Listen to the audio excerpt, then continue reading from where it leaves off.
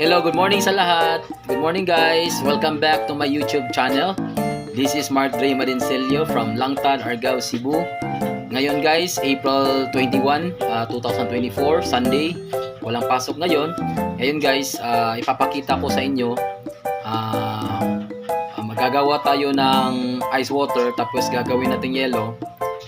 Ibebenta natin sa market dito sa Argao, no? And then papakita ko sa inyo kung ilan na ice water ang gagawin ko, tapos magkano yung magagastos, tapos magkano din yung net profit natin sa paggawa ng yellow. Okay guys, without further ado, let's go!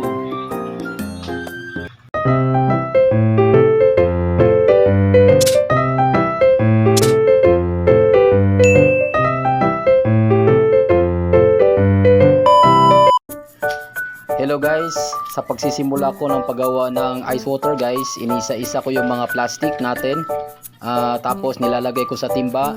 Mga more or less mga 90 pieces na ice water yung ginagawa ko ngayon. Tapos once mapuno ko na yung timba guys, isa-isahin ko na, ilalagay ko na ito sa freezer guys. So yun yung paggawa natin ng ice water, first step.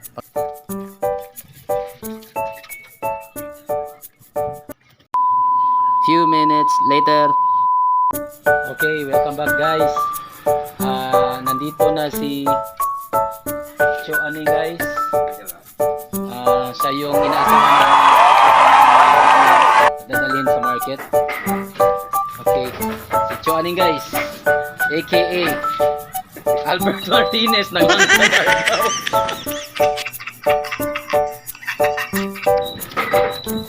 Okay.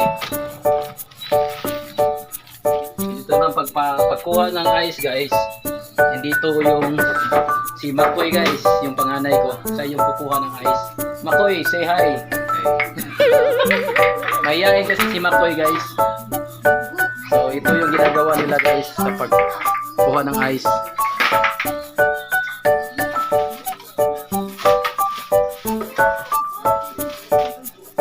Yan. So isa-isahin tanggalin to guys. Isang layer to guys, composed of 9 pieces to guys.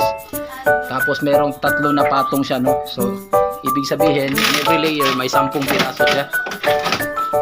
Hindi 12 pieces pala, no? Yan guys.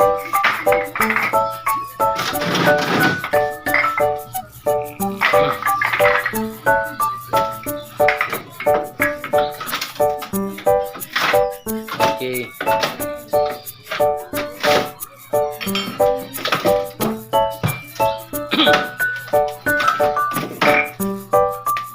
Bali, hindi kakasya dito sa sako nito guys, yung mga around 90 pieces. So dalawang sako na ang kailangan natin gamitin guys para ma-transport yung mga yellow natin papunta sa market. Okay.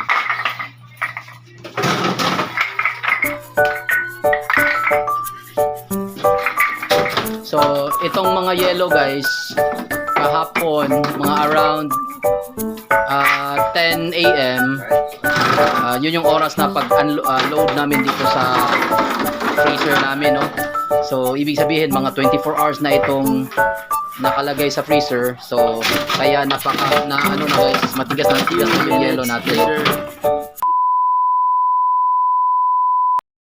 Yan guys, dinadala na ni Choani yung yellow natin guys papuntang sa tricycle niya guys.